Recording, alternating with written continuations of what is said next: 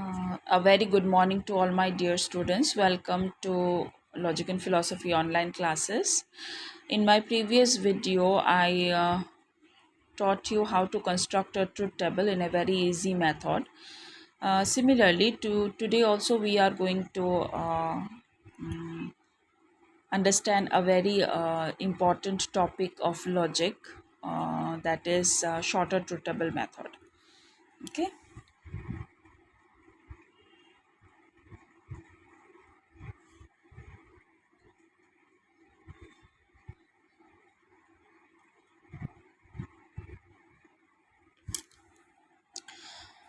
ये जो shorter truth table method है, एक्चुअली ये शॉर्टर ट्रुथ टेबल मेथड क्यों यूज़ होता है, क्योंकि जो पहले वीडियो में मैंने आप लोगों को बताया था, जब भी हम लोग कोई कंस्ट्रक्ट करते हैं ट्रुथ टेबल, तो उसमें एक वेरिएबल का वैल्यू होता है 2, और जिस तरह से वेरिएबल बढ़ता जाएगा उसी तरह से वैल्यू भी बढ़ता जाएगा।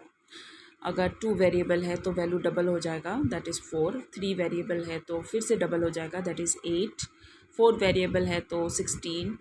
5 वेरिएबल है तो 32। इस तरह से जैसे वेरिएबल बढ़ता जाएगा वैल्यू भी डबल होता जाएगा। तो अगर किसी ट्रुथ टेबल में ज़्यादा वेरिएबल है तो it would be very difficult to construct a truth table.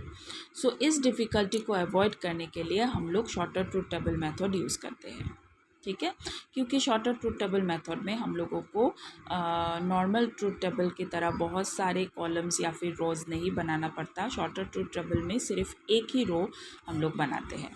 Okay, so let us proceed with our class shorter truth table method.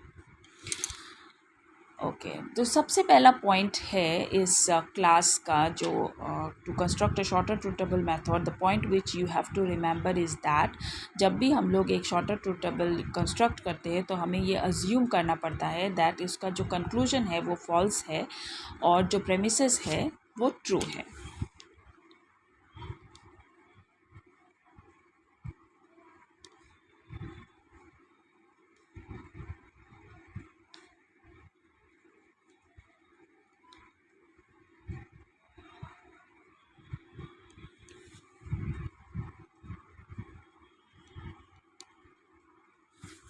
Okay, so we assume that the premises to be true and the conclusion to be false. ये याद रखें आप लोग। Okay, so let us proceed with some of the examples. Okay,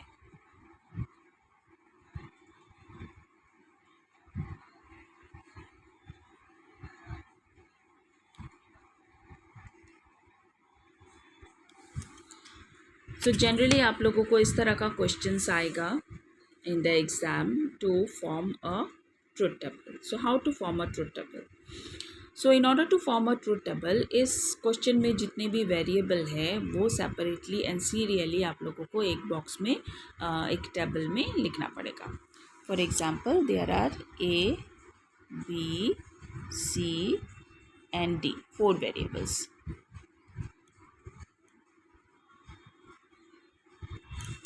Okay, now the premises you have to write one by one. The first premise is A horseshoe B. Second premise is C horseshoe D. Third premise is B well C. And the conclusion is A well D. Okay.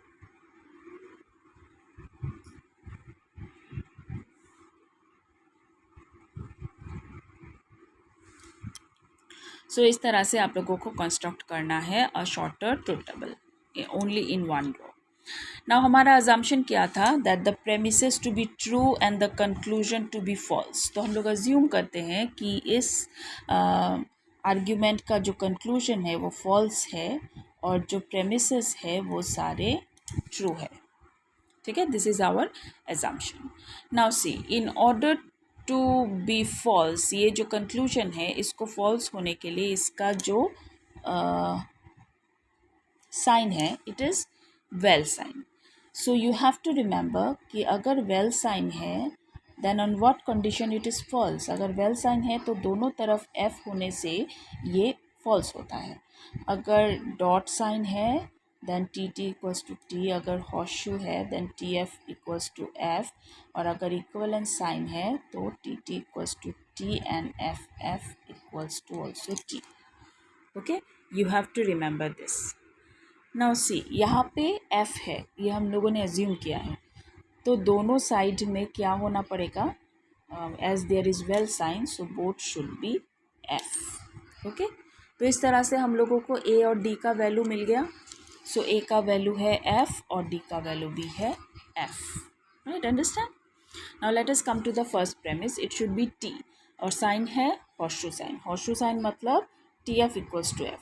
So already हमारा A जो है वो F है, तो यहाँ पे T लिख देते हैं, तो हम लोगों का टी आ जाएगा, एफ नहीं होगा. ठीक है. Now let us go to the next. इसमें D is already F, so यहाँ पे अगर टी हो जाए तो T F equals to F हो जाएगा, पर हमें चाहिए टी. सो यहाँ पे हम लोग टी नहीं कर सकते, यहाँ पे एफ करना पड़ेगा.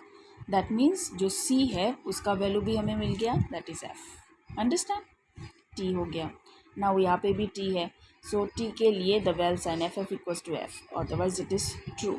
तो बी का वैल्यू हमें मिला था टी, सो बी का वैल्यू टी, और सी का वैल्यू हमें मिला था एफ, सो सी का value F. So it's okay. F F होने से ये एफ होता as it is a vel sign, but ये टी एफ है, so there is no problem, it's a T. So इस तरह से हम लोगों का अजम्पशन जो है, we are successful in our assumption to make the conclusion false and the premises true, and hence it is invalid, the argument is invalid. ठीक है. नाउ अभी बहुत आप लोगों के मन में आ रहा होगा कि मैम ने इसको इनवैलिड कर दिया. अगर ऐसा नहीं हुआ, इस अजम्पशन में हम लोग सक्सेसफुल नहीं हुए, तो क्या होगा. तो ये होगा कि अगर हम लोग सक्सेसफुल नहीं हुए, that means it's a tautology और it is the argument is valid. Okay, now let us go to, as we practice you will understand more, so please practice. इसमें practice का बहुत ज़रूरत है, though it's a very easy method, but अगर आप लोग ज़्यादा practice करोगे तो आप लोगों को और ज़्यादा समझ में आएगा. So let us take one more example, question B.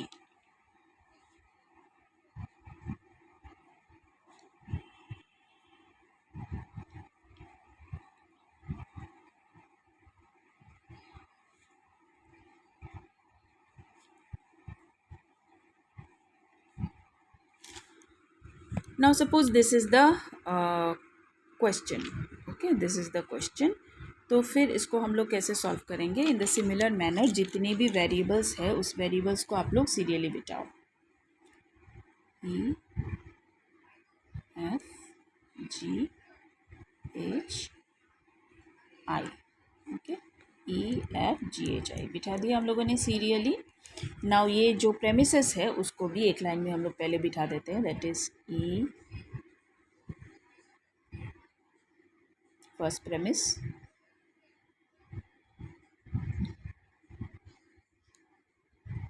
Second premise,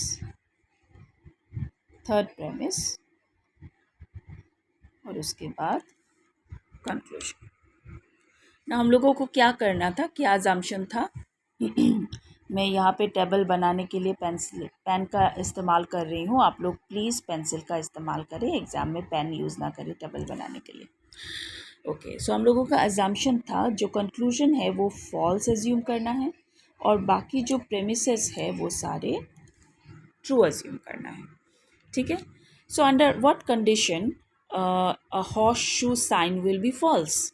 a horse shoe sign will be false अगर एंटीसीडेंट जो है वो ट्रू हो और जो कॉन्सिक्वेंट है वो फॉल्स हो. एंटीसीडेंट मतलब जो पहले आए और कॉन्सिक्वेंट मतलब जो बाद में आए, then only it will be false. So it is false, that means the antecedent, E पहले आता है और आई बाद में आता है, तो E is the antecedent and I is the consequent.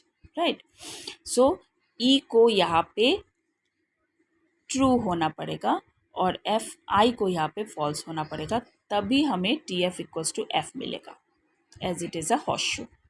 Right. So हमें ई और आई का वैल्यू मिल गया. ई का वैल्यू है टी और आई का वैल्यू है F. Okay. Now let us go to the third premise. So यहाँ पे ऑटोमेटिकली टी है, ओके ऑटोमेटिकली यहाँ पे कर्ल साइन में हम लोगों को अगर टी लिखना है तो answer is known that H should be F, तभी हम लोगों को यहाँ पे टी मिलेगा कर्ल साइन के नीचे. So H should be F. So H का वैल्यू भी हमें मिल गया, दैट इज एफ. ओके यहाँ पे कहीं है अगर एच ई एंड आई तो उसका वैल्यू हम लोग लिख लेते हैं. ई का वैल्यू है टी एंड एच का वैल्यू है एफ और आई का वैल्यू भी है एफ. नाउ सी यहाँ पे है dot sign T T equals to T, पर यहाँ पे एफ एफ है तो यहाँ पे क्या होगा, यहाँ पे एफ होगा क्योंकि डॉट साइन है. डॉट साइन होने से सिर्फ T T equals to T हो सकता है, पर यहाँ पे एफ एफ है तो एफ होगा. राइट नाउ यहाँ पे टी है, दैट मीन्स इम्प्लीकेशन साइन. अगर यहाँ पे हम लोग टी लिख देते हैं तो T F equals to F हो जाता है. T F equals to F. तो यहाँ पे हमें क्या लिखना पड़ेगा, यहाँ पे भी हमें एफ लिखना पड़ेगा, then only it will be T. Otherwise यहाँ पे अगर हम लोग टी लिख दे तो हॉर्सशू मतलब T F equals to F. So यहाँ पे अगर टी लिख दे तो टी एफ जिस और एफ ऑलरेडी निकल गया है तो T F equals to F हो जाएगा. इसीलिए एफ ना करने के लिए, इसको टी करने के लिए हमें यहाँ एफ लिखना पड़ेगा. ठीक है, अंडरस्टैंड, क्लियर. सो जी का वैल्यू भी मिल गया, दैट इज एफ. तो जी का वैल्यू एफ. ओके अगेन यहाँ पे हॉर्सशू साइन मतलब T F equals to F. Okay यहाँ पे एफ होना पड़ेगा, सॉरी यहाँ पे अगर एफ हो जाए तो T F equals to F हो जाएगा, पर हमें चाहिए टी, हमें एफ नहीं चाहिए. ओके क्योंकि हमें अज्यूम किया है that it should be T, the premise should be true. तो एफ का वैल्यू हम लोग लिखेंगे टी. टी लिखने से क्या होगा, यहाँ पे एफ नहीं होगा, यहाँ पे टी हो जाएगा. So T T equals to T. Clear. So F का वैल्यू भी मिल गया, दैट इज टी. अंडरस्टैंड. इस तरह से प्रैक्टिस करके आप लोगों को आंसर निकालना पड़ेगा. सो यहाँ पे भी हम लोगों का एग्जाम्पशन में हम लोग सक्सेसफुल रहे that the premises are true and the conclusion is false, so it is also invalid. Okay now let us take one more example. Question C.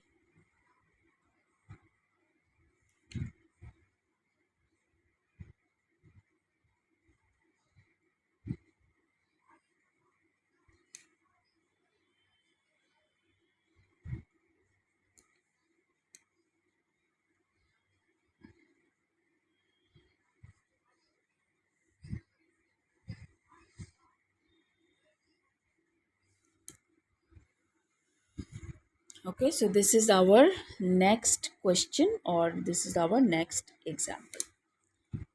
So let us write write the variable B, C, D, E, F.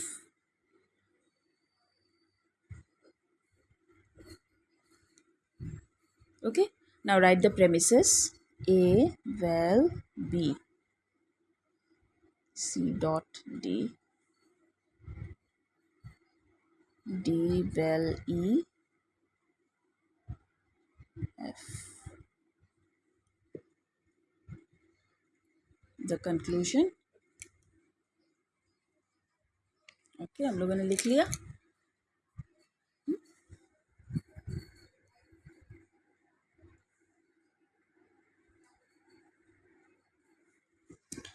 Okay तो हमारा assumption क्या था, the premises should be true and the conclusion should be false.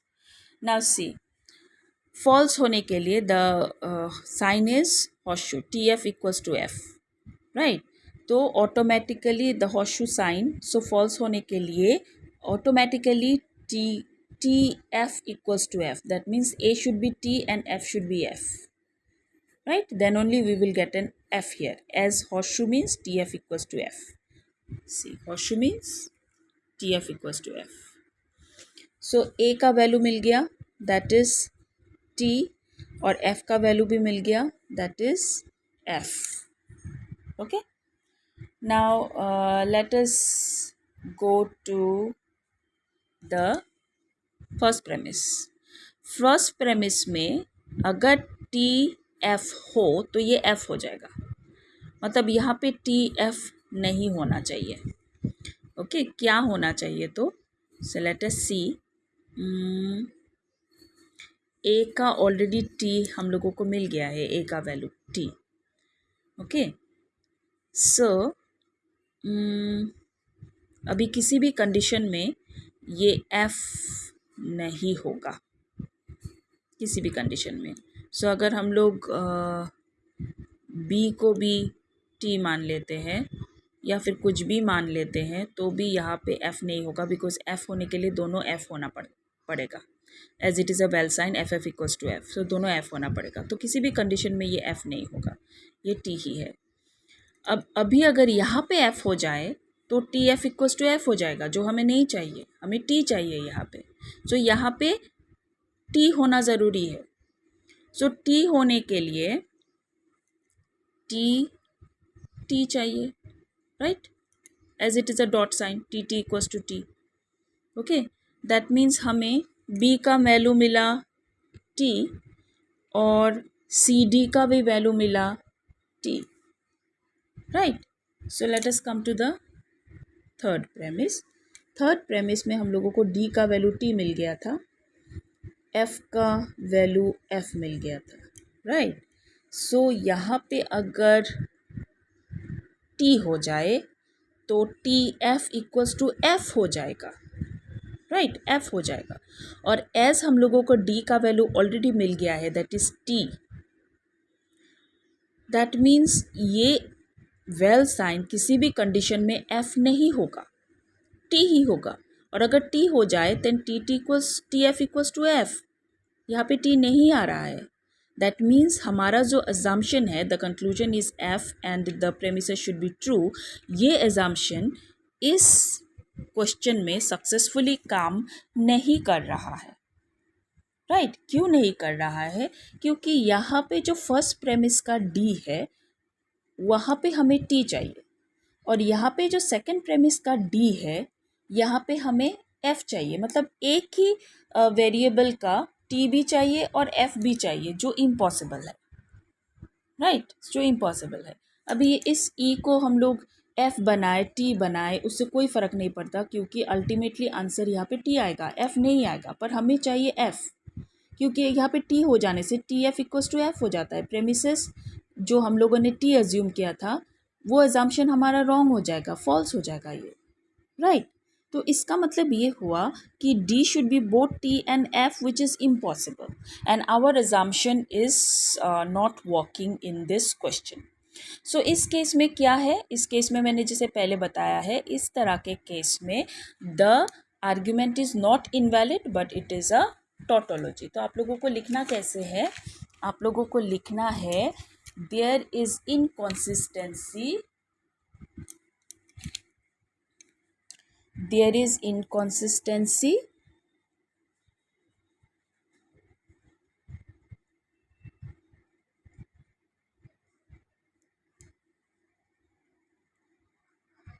in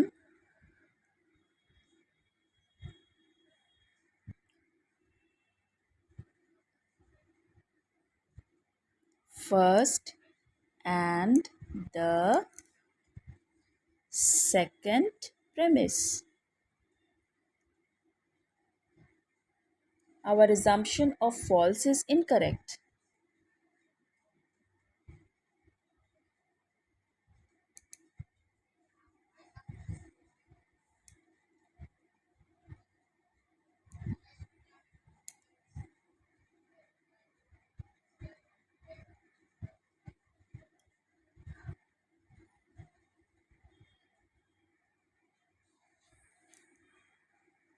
Is incorrect.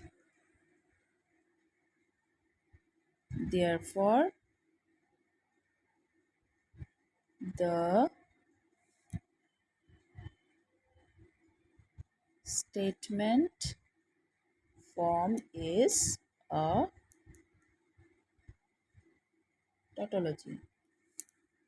Okay. There is inconsistency in first and the second premise. Our assumption of false conclusion is incorrect. Therefore, the statement is tautology. ठीक है, clear? सबको समझ में आया? Okay, now let us take one more question, one more example हम लोग ले लेते हैं.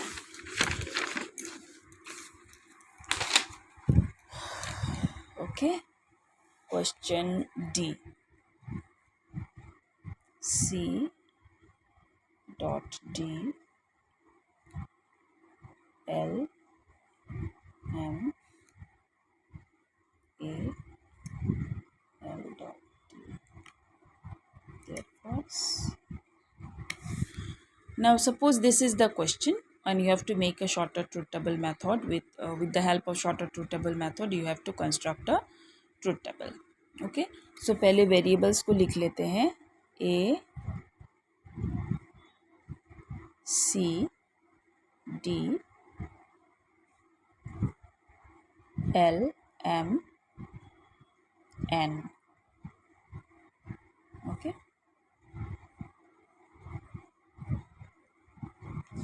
okay, now the first premise, write the first premise. C dot D L M. Second premise and the conclusion. Okay, अभी मैं बार बार बोल रही हूँ, मैं पेन यूज़ कर रही हूँ, आप लोग प्लीज़ पेंसिल यूज़ करें. Now what is our assumption? Our assumption is the conclusion should be false and the premises should be true. Okay.